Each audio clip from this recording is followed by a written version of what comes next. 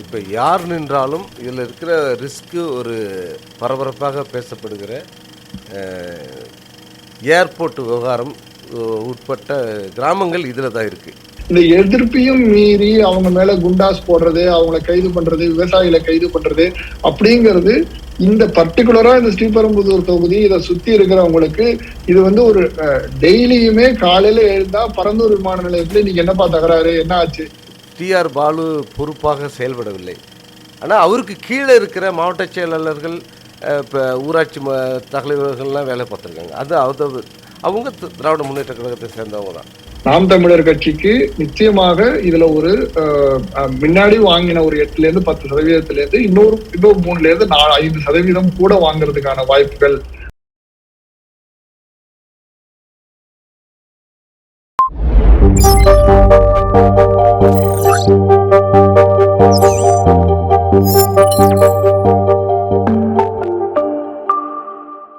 வணக்கம், welcome to the Raa show with ரா.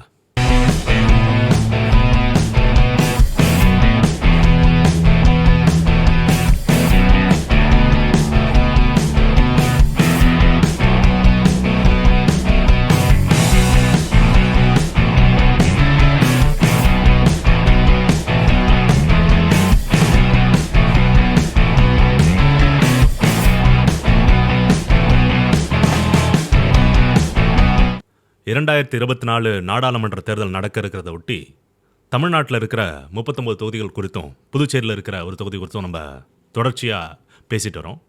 அந்த வகையில் வாய்ப்பு யாருக்கு அப்படின்ற இன்னைக்கான செக்மெண்ட்டில் ஸ்ரீபெரும்புதூர் தொகுதியை பற்றி பேச போகிறோம்.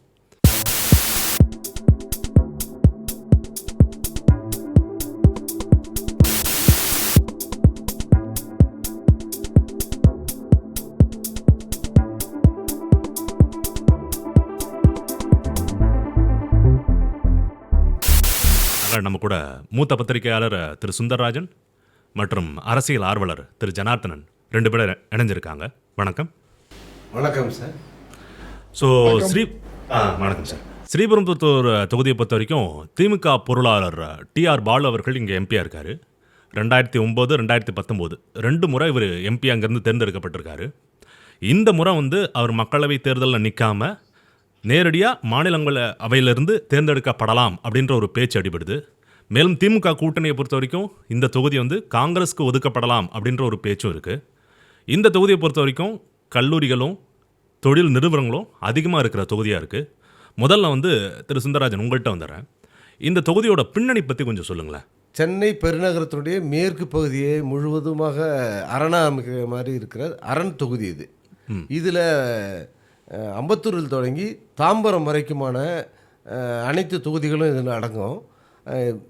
இது தொகுதி சீர்திருத்தத்துக்கு முன்னாடி அது வேறு தொகுதிகள் அதில் உள்ளடங்கியிருந்தது. மரகதம் சந்திரசேகரம்மா இந்த தொகுதியோட ஸ்டார் இதாக இருந்தாங்க. ஏன்னா அவங்க இந்திரா காந்தியோட நண்பர்கள் ஒருவராக இருந்ததுனால அந்த தொகுதியை இப்போ தொடர்ந்து அவங்களுக்கான இருந்தது. புது தொகுதியாக மாறிய பிறகு நிறைய பேர் அதில் வேணுகோபால்னு ஒருத்தங்க இருந்தாங்க. இந்த மாதிரி முக்கியமான ஆட்கள் எல்லாம் இருந்தாங்க. நல்லா சர்வ் பண்ணுற ஆளாக இருந்தாங்க. இப்போது இதில் ஸ்டாராக உள்ளே வந்தது, ஸ்டார் தொகுதியில் ஸ்டாராக உள்ளே வந்தது டிஆர் பாலு சார் தான். அவர் வந்த பிறகு தான் தொகுதிக்கு வேட்பாளருக்குமான இடைவெளி அதிகமாக போச்சு. அப்படியா? ஆமாம். ஓ, இப்போ சமீபத்தில் நீங்கள் பார்க்குறோம்ல, சரி அது அடுத்தது வருவோம். இந்த தொகுதி இந்த ஸ்ரீபெரும்புதூர் தொகுதி தான் இன்னும் 25 ஆண்டுகளுக்கு இளைஞர்களுக்கான வேலைவாய்ப்பு கொடுக்க போகிற தொகுதி இது தான். அதிக வேலைவாய்ப்பு இருக்கிற தமிழ்நாட்டை பொறுத்த வரைக்கும் நிறைய ஒட்டுமொத்த இளைஞர்களோட எதிர்காலத்துக்கான இன்னும் 25 ஆண்டுகளுக்கு வேலைவாய்ப்பை உருவாக்கக்கூடிய மொத்த இண்டஸ்ட்ரியல் எஸ்டேட்டும் இந்த தொகுதிக்குள்ளே தான். உற்பத்தி துறை அதிகமாக இருக்கிற ஒரு தொகுதி. ஆமாம். இது வேறு எந்த நீங்கள் கோயம்புத்தூர்லேயும் அப்படி இல்லை, திருப்பூர்லேயும் அப்படி இல்லை. ஒரு தொகுதியில் அவ்வளவு இண்டஸ்ட்ரியல் எஸ்டேட். இதில் கிட்டத்தட்ட 9 இண்டஸ்ட்ரியல் எஸ்டேட் இருக்குது. அம்பத்தூர் தொடங்கி இது காங்கிரஸ் காலகட்டத்தில் தொடங்கப்பட்ட அம்பத்தூர் ஆரம்பித்து அதுக்கு அடுத்தது எம்ஜிஆர் காலகட்டத்தில் தொடங்கப்பட்ட மெப்ஸ் என்று அழைக்கப்படுகிற 100% ஏற்றுமதி நிறுவனங்கள் இருக்கிற ஒரு தொழில்பேட்டை இருக்கிறதே மறந்துருப்பாங்க நிறைய பேர். அந்த தொகுதி இந்த இதில் வருது. அதனால் வேலை வாய்ப்பு அதிக கொடுக்கக்கூடிய ஒரு தொகுதி. ஆனால் அதுக்கான அடிப்படை கட்டுமானங்களை செஞ்சுருக்காங்களா? தொழிலாளர்களுக்கான பாதுகாப்பு, தொழிலாளர்களுக்கான உறுதி எதுவுமே அதெல்லாம் அது பற்றி எந்த கவலையும் இல்லை. ஆனால் வேலைவாய்ப்பு உருவாக்குற தொகுதி. ஜனார்தனன், நீங்கள் உங்கள் தொகுதியை பற்றி உங்களுடைய பார்வை என்னவா இருக்குது? இந்த சூழல் அதை நீங்கள் எப்படி பார்த்துருக்கீங்க? சுந்தரராஜன் சார் சொன்ன மாதிரி இந்த தொகுதி வந்து பெரும்பாலும் வந்து பாத்தீங்கன்னா அதாவது 6 தொகுதி இதுல சட்டமன்ற தொகுதின்னு எடுத்துக்கிட்டோம்னா 6 தொகுதி இதுல இருக்கு. அதாவது அதுல பாத்தீங்கன்னா பிரைம் சிட்டி தொகுதி அப்படின்னாலே 3 தொகுதி இருக்கு. அதாவது மதுரவாயல் இதுல இருக்கு, தாம்பரம் இதுல இருக்கு, பல்லாவரம் இது இருக்கு. இது எல்லாமே வந்து ஹார்ட் கோர் சென்னை ஏரியா. இதுக்கப்புறம் இதுல அர்பன் சென்னை, ரூரல் சென்னை அப்படின்னு பாத்தீங்கன்னா அம்பத்தூரும் இதுலதான் வருது. அதே மாதிரி உங்களுக்கு வந்து பாத்தீங்கன்னா இதுல ஒரே ஒரு தொகுதி சென்னையை தாண்டி அப்படின்னா ஸ்ரீபெரும்புதூர் ஒண்டி தான். மீதி எல்லாமே ப்ராப்பரா சென்னைக்குள்ள சென்னை மாநகராட்சியும் சென்னை மாநகராட்சி ஒட்டிய உள்ள சபர்பன் பகுதியில தான் இருக்கு. இதுல இன்னொரு விஷயம் என்னன்னா, ஸ்ரீபெரும்புதூர் தொகுதி தான் தமிழகத்திலேயே மிகப்பெரிய நாடாளுமன்ற தொகுதி. கிட்டத்தட்ட 25 லட்சம் வாக்காளர்களை கொண்ட தொகுதிங்கிறது இந்த ஸ்ரீபெரும்புதூர் தொகுதி. அதே மாதிரி சுந்தரராஜன் சார் சொன்ன மாதிரி அதாவது ஆட்டோமொபைல் செக்டரா இருக்கட்டும், அதுக்கு ஒரு பெரிய ஹப்பு. அதே மாதிரி மெப்ஸ்ல உள்ளது எக்ஸ்போர்ட்டுக்கு ஒரு பெரிய ஹப்பு. ஸ்ரீபெரும்புதூரோட ஸ்பெஷல் எக்கனாமிக் SEZ ஜோன் அங்கதான் இருக்கு, அதுவும் இதுலதான் வருது. ஸோ இதே மாதிரி பாத்தீங்கன்னா பறந்துபட்டு அப்படின்னா அது மட்டும் இல்லாம இன்னைக்கு சார் சொன்ன மாதிரி TR பாலு அவர் தான் இப்போதைக்கு சிட்டிங் மினிஸ்டர். இது வந்து 2009 பாத்தீங்கன்னா இதுல இருந்த தொகுதியை 4 தொகுதியை பிரிச்சுதான் திருவள்ளூர் கான்ஸ்டிடுவன்சியை உருவாக்கினாங்க. அதாவது கும்மிடிப்பூண்டி, பொன்னேரி, பூந்தமல்லி, திருவள்ளூர் இது எல்லாமே ஸ்ரீபெரும்புதூர்ல இருந்தது. இதுல இருந்து திருத்தணியை எடுத்து அரக்கோணத்துல சேர்த்துட்டாங்க 2009க்கு அப்புறம். இதுல இருக்கிறது அப்படின்னு பாத்தீங்கன்னா இந்த புதுதாக உருவாக்கப்பட்ட சென்னை மாநகரம் ஸ்ரீபெரும்புதூர் ஒண்டியும் தான் சென்னையில இருந்து ஒரு 50 கிலோமீட்டர் தள்ளி இருக்கும். மற்றபடி மீது எல்லா தொகுதியுமே சென்னைக்குள்ள அடங்கிய தொகுதி தான். இதுதான் வந்து இந்த இதை பொறுத்த வரைக்கும் உள்ள ஒரு மேலான பார்க்கும்பொழுது இருக்கிற ஒரு ஒப்பீனியன். சரி, ஓகே. சுந்தரராஜன், இப்போ இங்கே தொகுதியில் இருக்க சூழல் என்னவா இருக்குது? சிட்டிங் எம்பிக்கு ஆதரவான ஒரு சூழல் இருக்கா, இல்லை திமுகவுக்கு ஆதரவான ஒரு சூழல் இருக்கா, இல்லை எந்த கேண்டிடேட் இங்கே நிற்க வாய்ப்பு இருக்குது, என்ன மாதிரி இருக்குது? இப்போ யார் நின்றாலும் இதில் இருக்கிற ரிஸ்க்கு ஒரு பரபரப்பாக பேசப்படுகிற ஏர்போர்ட் விவகாரம் உட்பட்ட கிராமங்கள் இதில் தான் இருக்குது. இதில் இருக்குது. காஞ்சிபுரம் தொகுதியிலையும் பிரிஞ்சிருக்கு. ஒரே தொகுதியில் இல்லை. இப்போ 2 தொகுதியை இது அடிக்கும். இந்த பரதூர் விமான நிலையம் என்பது அதனுடைய அமைவிடம் புதியதாக எடுக்க போகிற இந்த பதட்டமான கிராமங்களும் இந்த தொகுதிக்கு உட்பட்டு வருது. ஜனார்தனன், இது முக்கியமான ஒரு விஷயம் என்னன்னா, பரந்தூர் விமான நிலையம் திமுக அரசு வந்து ஆட்சி பொறுப்பை ஏற்றதுலேருந்து அந்த பரந்தூர் விமான நிலையத்தை ப்ரப்போஸ் பண்ணி அதை கொண்டு வரதெல்லாம் ரொம்ப தீவிரமாக இருக்காங்க. இதுக்கு ஒரு பரவலான மக்கள் எதிர்ப்பு ஒன்று இருக்குது. அதனால் தொடர்ச்சியாக வந்து திமுக அரசு பேச்சுவார்த்தையில் ஈடுபடுறது, எல்லா தரப்பையும் உள்ளே கொண்டு வர்றது அப்படின்ற விஷயத்தை பண்ணிகிட்டு இருக்காங்க. இந்த பரந்தூர் விமான நிலைய விவகாரம் தேர்தலில் எதிரொலிக்குமா? எந்த மாதிரி எதிரொலிக்கும்? நிச்சயமாக இந்த பரந்தூர் விமான நிலையம் பாத்தீங்கன்னா, அதாவது கிட்டத்தட்ட ஒரு 5700 ஏக்கர் கையகப்படுத்த போறதாகவும், அதுல வந்து கிட்டத்தட்ட ஒரு 1500 ஏக்கர் தான் வந்து பிரைவேட் லேண்ட், அதாவது பிரைவேட் பார்ட்டிஸ்ல இருந்து கையகப்படுத்தணும். மீதி எல்லாம் வந்து அரசாங்கத்திலேயே இருக்கிறதாகவும் சொல்லிதான் வந்து ஒரு 3 மாசத்துக்கு முன்னாடி அருண்ராஜ் IAS அவர்கள் வந்து ஒரு 2 தாசில்தாரை நியமனம் பண்ணி இதுக்கான வேலையை துரிதப்படுத்தினாங்க.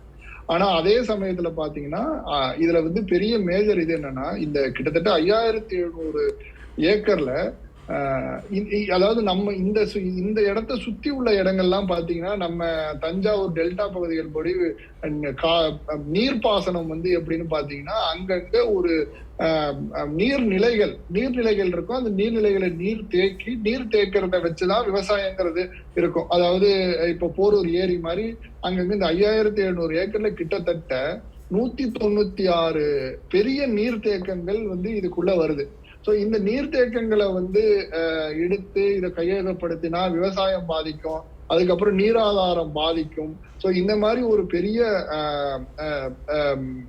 ஆபத்து இதுல இருக்கு. அப்படிங்கறதுனாலதான் வந்து இந்த இதற்கான தொடர்ந்து எதிர்ப்புகள் இருக்கு. இந்த எதிர்ப்பையும் மீறி அவங்க மேல குண்டாஸ் போடுறது, அவங்களை கைது பண்றது, விவசாயிகளை கைது பண்றது அப்படிங்கிறது இந்த பர்டிகுலரா இந்த ஸ்ரீபெரும்புதூர் தொகுதி இதை சுத்தி இருக்கிறவங்களுக்கு இது வந்து ஒரு டெய்லியுமே காலையில எழுந்தா பரந்தூர் விமான நிலையத்துல நீங்க என்னப்பா தகராறு, என்ன ஆச்சு, யாரு போய் உண்ணாவிரத்துல உட்காந்துருக்காங்க, யாரு போறாங்க, ஏன் இவங்க இப்படி பண்றாங்க, அப்படிங்கிற ஒரு மனநிலை மக்கள் மத்தியில், அதுவும் பர்டிகுலரா இந்த தொகுதியில இருக்கிறவங்க மனசுல வந்து இது பரவலாகவே இருக்கு. இது வந்து திராவிட முன்னேற்ற கழகத்திற்கு ஒரு மிகப்பெரிய அவங்களுடைய வெற்றியை பாதிக்காது அப்படின்னாலும் அது வெற்றியில வந்து ஒரு தாக்கத்தை ஏற்படுத்தும். சரி சுந்தரராஜன், இப்போ அவர் சொன்ன பரந்தூர் விமான நிலையம் பொறுத்த வரைக்கும் நம்ம பேசுகிற நீங்கள் ஸ்ரீபெரும்புதூர் தொகுதிக்கு உட்பட்டு சில பகுதிகள் வர்றதா நம்ம பார்க்குறோம். ஸோ இதனால் திமுக அரசோடைய நடவடிக்கைகள் பரந்தூர் விமான நிலையம் சார்ந்து இந்த தொகுதியோட வெற்றியை பாதிக்குமா இல்லை தாக்கத்தை ஏற்படுத்துமா? தாக்கத்தை ஏற்படுத்தும் சார். முதல்ல இதில் 2 விதமான தவறுகளை திமுக செஞ்சுருக்கு. ஒன்று வந்து முறையான கருத்து கேட்பு நடத்தாமல் அந்த மக்களை வந்து மோசமான ட்ரீட்மெண்ட் பண்ணது தான் இந்த பிரச்சனைக்கான முதல் கட்ட எரிச்சலில் மக்கள் வந்து கோபமாக வந்து இது பெருசானது. கருத்து கேட்பே நடத்தலை, கருத்து கேட்புக்கு போனால் தள்ளி போடுவாங்க, இந்த மாதிரி சில குழப்பம் நடந்துச்சு. ஒன்று. ரெண்டாவது, இது வந்து ஒரு 3 முக்கியமான கிராமங்கள் தான் இப்போ இந்த தொகுதிக்குள்ளே இருக்குது. ஒன்று ஏகனாபுரம் அப்படிங்கிறது ஒன்று, குணகரமங்கலம், இடையர்பாக்கம். இந்த 3 கிராமங்கள் தான் இந்த தொகுதிக்குள்ளே வருது. மீதி காஞ்சிபுரம் தொகுதிக்கு போகுது. இந்த 3 ஊர் தான் அதிக நிலங்களை இருக்குது. அதுவும் ஏகனாபுரம் முற்றிலும் வெளியே வந்தாகணும். மற்ற கிராமங்கள்லாம் வந்து சில பகுதிகளில் தான் 500 ஏக்கர்னா ஒரு 200 ஏக்கர் கொடுப்பாங்க, மீதி ஊர் அங்கே இருக்கும். இந்த ஏகனாபுரம் இவங்க தான் மொத்தமாக ஷிஃப்ட் பண்ண வேண்டியது கிடையாது. இந்த ஏகனாபுரத்தை இன்னும் ரொம்ப புரிகிற மாதிரி சொல்ல போனால், திமுக அலுவலகத்துக்கு எதிர் சைடில் தொடங்கப்பட்ட ஒரு முதல் ஸ்டார் ஹோட்டல் ஸ்ரீலேகா இன்டர்நேஷ்னல், அந்த ஹோட்டலில் கட்டினவரோட ஊர் அது ஏகனாபுரம். இது ஒரு போகிற போக்கில் நான் அதை பதிவு பண்ணுவோம். ஏன்னா அங்கேருந்து சம்பாரித்து கிராமத்தில் சம்பாரித்து இங்கே ஸ்டார் ஹோட்டல் கட்டின ஆள் அவர், அந்த ஏகனாபுரத்துக்காரரு. அதே போல் வந்து இந்த இதில் இன்னொரு விஷயம், கம்பன் கால்வாய் என்ற ஒரு கால்வாய் அந்த வழியாக தான் வருது. அது வந்து வேலூர் மாவட்டத்திலிருந்து தண்ணி கிளம்பி அதை திருப்பி வந்து இந்த ஒட்டுமொத்த சார் சொன்னாங்கள்ல, விவசாய நிலங்களுக்கான நீர்த்தேக்க பெரிய ஏரிகள், அந்த ஏரிகளுக்கு சப்ளை வந்து இது அவுட்டும் இதுதான். இந்த இந்த இந்த கம்பன் கால்வாய் வந்து இப்போ அது முற்றிலும் வழியை மாற்றணும். இப்போ நீங்கள் இதில் கட்டுனீங்கன்னா கம்பன் கால்வாயில் வர்ற தண்ணீர் வந்து ஏன் இப்போ ஏற்பாட்டில் நிற்கிற மாதிரி நிற்காது. இயற்கை பேரிடரில் தண்ணி வந்து அது தொடர்ந்து கடலை நோக்கி வர்ற கம்பன் கால்வாய் அது. அங்கேருந்து வர்ற தண்ணி இந்த விவசாயத்துக்கும் பயன்படுது. விவசாய நிலங்கள்லேருந்து மழை காலத்தில் வெளியில் வர்றதையும் கம்பன் கால்வாய் வழியாக தான் வெளியில் கொண்டு போகணும்.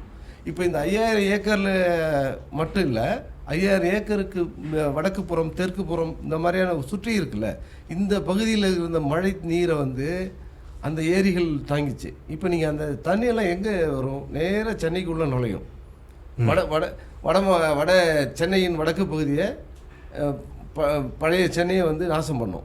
இது வந்து இயற்கை இடர்பாடுக்கு இது ஒரு வழிவகுக்கும். இந்த திட்டத்தினுடைய அவுட்புட்டு அது ஒன்று. மக்கள் கோபம் வந்து தங்களை முறையாக கேட்கல, இந்த கோபம் வந்து அங்கே தான் ஆரம்பிக்குது. நீங்கள் வந்து புரிய வைக்கணும். இது வரைக்கும் புரிய வைக்கிறதுக்கான முயற்சி அரசு ஈடுபடலை. அவங்களோட எந்த கோரிக்கையும் காதல் கேட்கல. இப்போ இவங்க என்ன செஞ்சுருக்கலாம், ஏர்போர்ட்டில் நாங்கள் ஷேர் தரணும் ஒரு புதிய திட்டத்தை அறிவிச்சிருக்கலாம். இன்னொன்று இருக்குது, எப்படின்னா மொத்தமாக வாங்குறது இல்லை.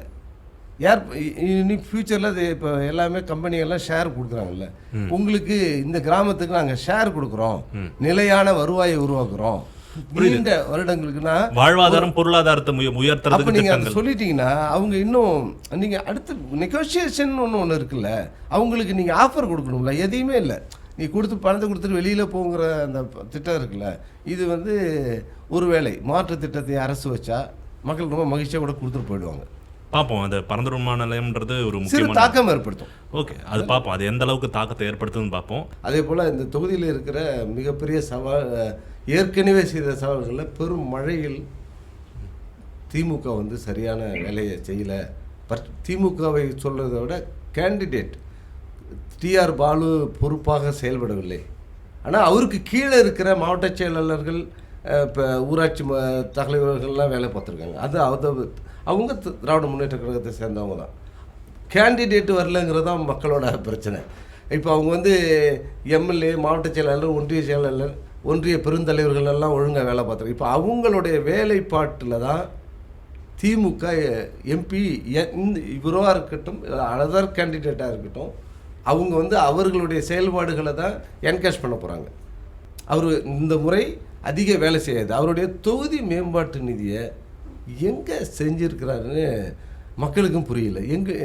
எங்கள் ஊருக்கு வரல, எங்கள் பகுதிக்கு வரல, எங்கே அவர் செஞ்சார் அப்படிங்கிற கேள்வி இருக்குது. தொகுதி மேம்பாட்டு இவர் வந்து முதல் முறை, இதுக்கு முன்னாடி இருந்தப்போ பல்லாவரம், குரம்பேட்டை, தாம்பரம் இதில் எல்லாத்துலேயுமே பஸ் நிலையங்களில் பெயர் தெரிகிற மாதிரி கட்டப்பட்டு போன முறை. இந்த முறை அவர் என்ன செஞ்சார் அப்படிங்கிற கேள்வியே இல்லை, பதில் இல்லை. இது ஒன்று, இந்த அந்த போக்குவரத்தை சரி பண்ணல, சாக்கடைக்கான சரியான திட்டமிடலை, மூன்றாவது அது இப்போ இந்த மழையில் அவர் வந்து மக்களை சந்திக்கலை.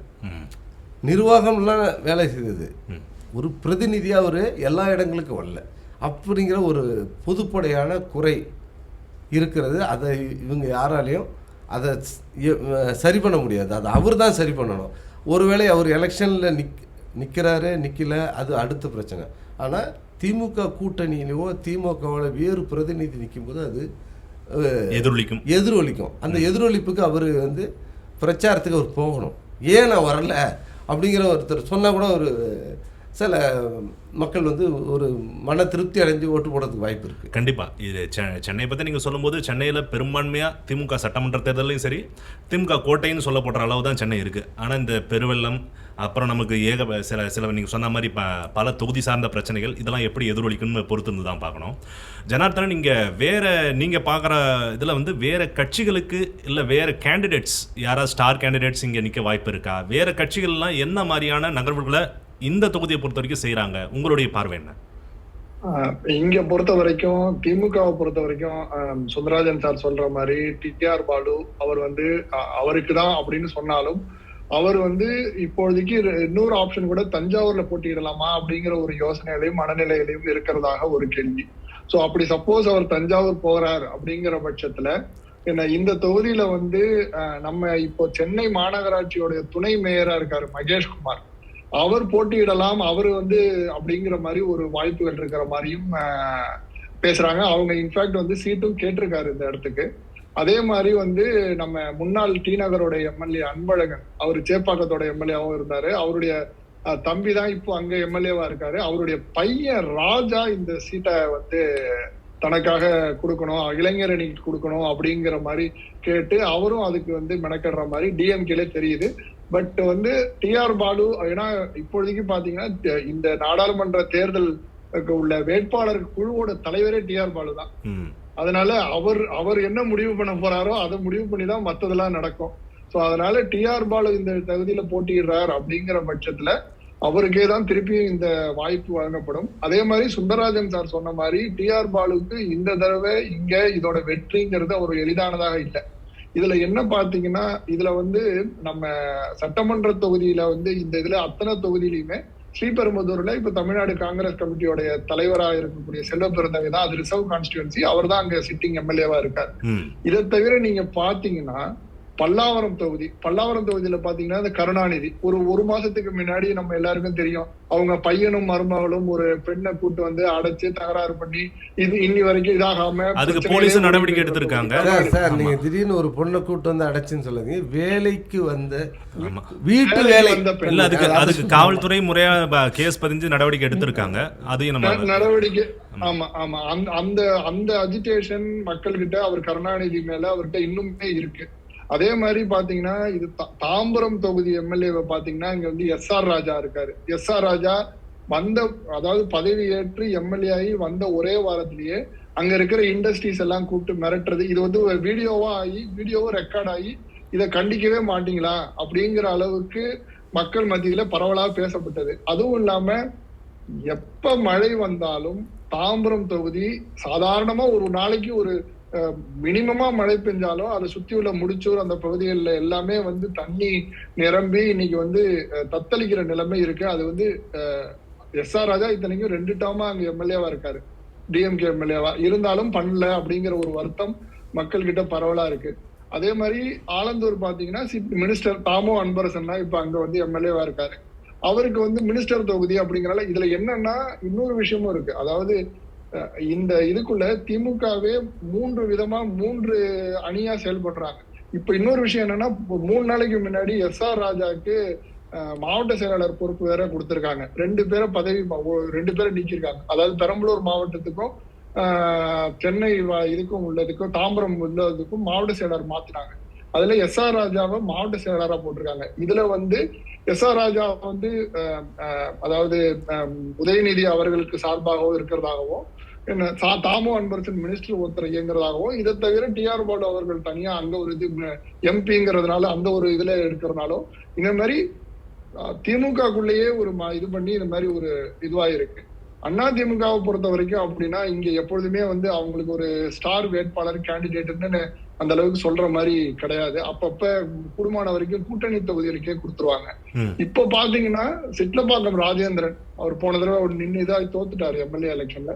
அதனால அவருக்கு வந்து அவர் சீட்டு கேட்கற மாதிரி கொடுத்தாங்கன்னா அவர் நிப்பாரு. அதே மாதிரி நம்ம டி நகர் சத்யாவும் அதுக்காக மெனக்கிடுறாரு, இந்த தொகுதிக்காக நிக்கலாம் அப்படிங்கிற ஒரு இதுல. ஆனா பாமக வந்து இதுல கூட்டணிக்கு போகும் அப்படிங்கிற பட்சத்துல நிச்சயமாக இந்த தொகுதி எந்த பக்கம் பாமக இருந்தாலும் பாமக தான் ஒதுக்கப்படுவோம். ஏன்னா பாமக இந்த தொகுதியில AK மூர்த்தி ஏற்கனவே கண்டெஸ்ட் பண்ணி ஒரு தடவை ஜெயிக்கும் இருந்திருக்காரு. அதுக்கு போன பீரியட்ல TR பாலுக்கு எகேன்ஸ்டா போன தடவைக்கு முதல் 2009 அந்த காலகட்டங்கள்ல பாத்தீங்கன்னா TR பாலுக்கு எகேன்ஸ்டா இன்னும் தோத்த தொகுதி இது. அதனால AK மூர்த்தி அதாவது பாட்டாளி மக்கள் கட்சியோட மாநில துணைத் தலைவர் எல்லாருக்கும் அறியப்படுற AK முன்னாள் ரயில்வே இணை அமைச்சராக வேற இருந்தாரு. அவர் AK மூர்த்தி இந்த தொகுதியில போட்டியிடலாம் அப்படிங்கிற ஒரு ஆப்ஷனும் இருக்கு. அதாவது பிஜேபி கூட பாமக போனாலும் சரி, அதிமுகவோட பாமக போனாலும் சரி, இந்த தொகுதியில பாட்டாளி மக்கள் கட்சிக்கு தான் சீட்டு வரும் அப்படிங்கிற ஒரு நிலைமையில இருக்கு.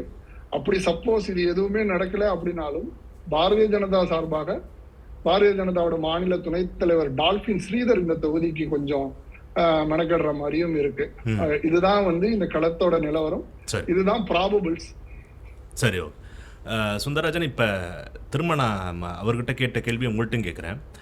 மற்ற கட்சி அவர் அதிமுக திமுக இந்த ரெண்டு கூட்டணி சார்ந்து பாஜக சொன்னார். நாம் தமிழர் கட்சி இல்லை அங்கே மற்ற இந்த மாதிரியான நகர்வுகள் இருக்குது அரசியல் பொறுத்த வரைக்கும், இல்லை வேற என்ன இஷ்யூஸ் இப்போ அட்ரஸ் பண்ணலாம்? அதில் இந்த 2 கூட்டணி இல்லாத தனித்து நின்றுட்டுருக்கிற சீமானோட அமைப்பு ஒரு பலம் வாய்ந்த அமைப்பாக இந்த தொகுதியிலும் இருக்குங்கிறத யாரும் மறுத்துட முடியாது.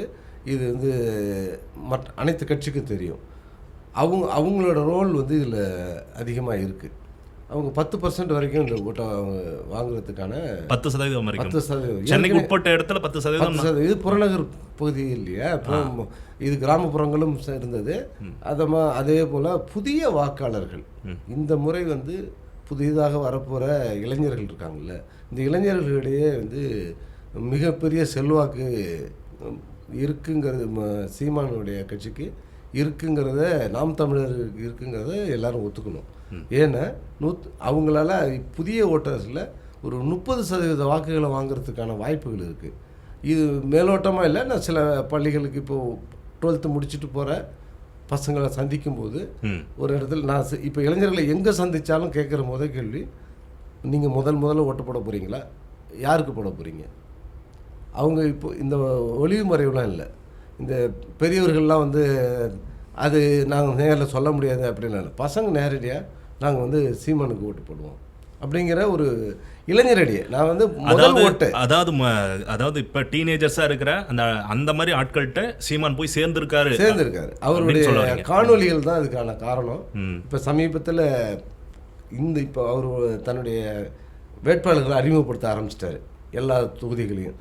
அந்த கூட்டத்தில் வந்து அவர் ரொம்ப உருக்கமான சில விஷயங்களை பேசியது. அந்த இப்போ 2 நாட்களாக இப்போ இன்றைக்கி நம்ம பேசிக்கிட்டு இருக்கிறதுக்கு முன்னாடி 3 நாட்களுக்கு முன்னாடி பெரம்பலூர் தொகுதி, இதே வந்து மாயவரம் தொகுதி வேட்பாளர்களை எல்லாரையும் அறிமுகப்படுத்திட்டு, நீங்கள் என்ன செய்யணும், நான் ஏன் உங்களை தேர்ந்தெடுத்தேன், இந்த மக்கள் ஏன் இவங்களுக்கு வாக்களிக்கணும்னு ஒரு 30 நிமிட காணொலியை வந்து நீங்கள் பார்க்குற இளைய தலைமுறை கொஞ்சம் மனசை மாற்றிக்கிறதுக்கு வாய்ப்பு இருக்குது. சரி, ஏன்னா 100 பேர் பார்த்தாங்கன்னா அதில் 25% வாக்குகள் கூட அவருக்கு கன்ஃபார்மாக இருக்குங்கிறத மட்டும் நான் நம்புகிறேன். இந்த ஸ்ரீபெரும்புதூர் தொகுதியை பொறுத்த வரைக்கும் அந்த இப்போ கடந்த 2021 நடந்த சட்டமன்ற தேர்தலை பார்த்தோம்னா மக்கள் நீதி மையமாக இருக்கட்டும், நாம் தமிழர் கட்சியா இருக்கட்டும், ரெண்டு பேருமே சராசரியா வந்து அந்த ஏன்னா அவங்கள பொறுத்த வரைக்கும் லோக்சபால என்ன போக்கஸ் பண்ணாங்கிறத விட 2021 ரெண்டு பேரும் தனியா தான் போட்டி போட்டாங்க, களம் பண்ணாங்க. ரெண்டு பேருமே ஆவரேஜா 8% வாக்குகள் அனைத்து தொகுதியிலுமே அவங்க வாங்கியிருக்காங்க. சோ அது மட்டும் இல்லாம இன்னைக்கு மக்கள் நீதி மையம் எப்படியும் திமுகவோட கொண்டு போய் கரைக்க போறாங்க அப்படிங்கிற ஒரு கட்டத்துல நாம் தமிழர் திரும்பியும் இந்த களத்துல நிக்கிறாங்க அப்படிங்கறதுல வந்து நாம் தமிழர் கட்சிக்கு நிச்சயமாக இதுல ஒரு முன்னாடி வாங்கின ஒரு 8% இன்னொரு 3% கூட வாங்குறதுக்கான வாய்ப்புகள் அப்படிங்கிறதும் இந்த கான்ஸ்டியூன்சில அதிகமாவே காணப்படுது. அதே மாதிரி அதே அளவுக்கு இந்த தொகுதியில பாரதிய ஜனதா கண்டிப்பாக வேட்பாளரை நிப்பாட்டுறாங்க அப்படிங்கிற பட்சத்திலையும் 10-15% வாக்குகள் வாங்கக்கூடிய அளவுக்கு அந்த அதாவது தாம்பரம் தொகுதியில இருக்கட்டும், ஏன்னா தாம்பரம் தொகுதி இல்லாம ஏற்கனவே வந்து இப்போ மாவட்ட தலைவரா இருக்கிற வேதா சுப்பிரமணியம் 2-3 தடவை தொடர்ந்து அந்த தொகுதியில கண்டெஸ்ட் பண்ணிட்டே வந்துட்டு தான் இருக்காரு. ஆவரேஜா 3-4% ஓட்டு வாங்கியிருக்காரு.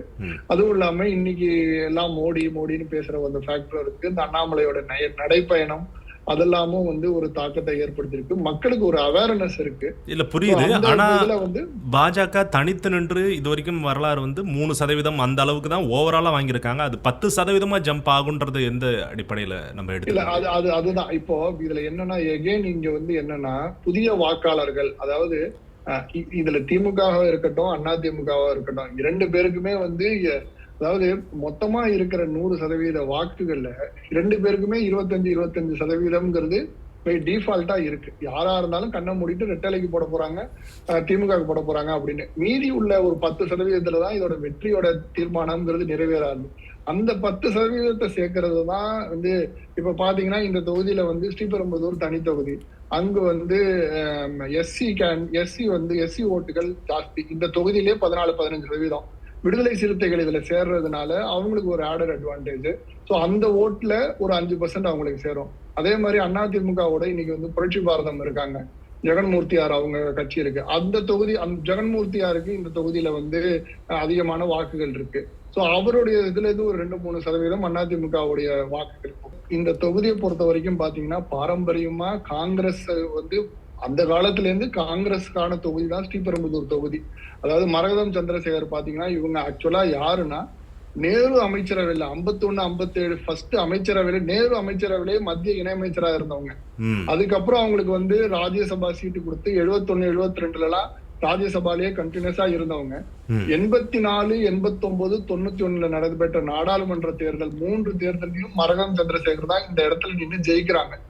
அவங்க ஆல் இண்டியா காங்கிரஸ் கமிட்டியோட பொதுச் செயலாளராகவும் இருந்தவங்க. அவங்க பாத்தீங்கன்னா இவங்களுக்காக பிரச்சாரத்துக்கு வந்த போதுதான் ராஜீவ்காந்தி 1989 இங்க வந்து வெடிகுண்டு நிகழ்வு படுகொலை எல்லாம் நடந்தது. அந்த தொகுதியில மரகதம் சந்திரசேகர் திருப்பி அந்த தொகுதியில ஜெயிக்கிறாங்க. திரும்பியும் 91 எலெக்ஷன் அதுலயும் மரகதம் சந்திரசேகர் ஜெயிக்கிறாங்க.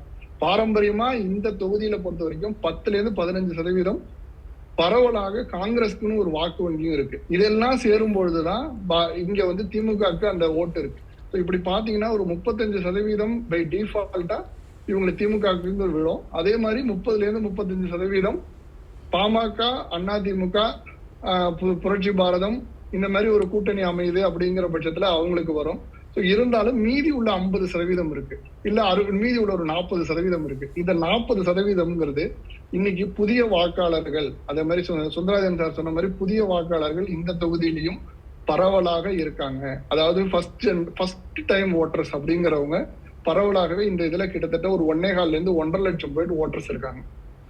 இது தவிர இந்த 30 வயதுக்கு உட்பட்டவர்கள் அப்படிங்கிற ஓட்டர்ஸ் இதை பிரேக்கப்ல பாத்தீங்கன்னா அதுல ஒரு 2 லட்சம் பேர் இருக்காங்க. மொத்தமா 25 லட்சம் பேர் உள்ள தொகுதி, தமிழ்நாட்டிலேயே மிகப்பெரிய தொகுதி. சோ இதுல பார்க்கும்போது ஒரு 6 லட்சம் பேரு 30 வயதுக்கு உள்ள ஓட்டர்ஸ் இதுல. சோ இந்த ஓட்டர்ஸ் எங்க போறாங்க அப்படின்னா, இந்த ஓட்டர்ஸ் நிச்சயமாக அதிமுகவோ திராவிட முன்னேற்ற கழகத்துக்கோ அவங்களுடைய போக்கஸ் இருக்காது. அவங்களுடைய போக்கஸ் என்னன்னா ஒண்ணு நாம் தமிழர் கட்சி, இல்லையா ஆல்டர்னேட் பாரதிய ஜனதா. பார்ப்போம்.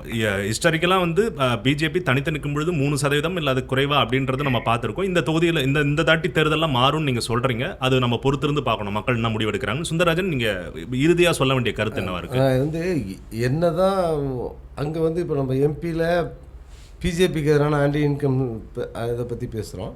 தமிழ்நாட்டில் இப்போ சமீபத்தில் இருந்த கான்ட்ரவர்சி எல்லாம் கடந்து 2 விஷயம் வந்து திமுகவுக்கு மிகப்பெரிய பாசிட்டிவாக இருக்க போகுது.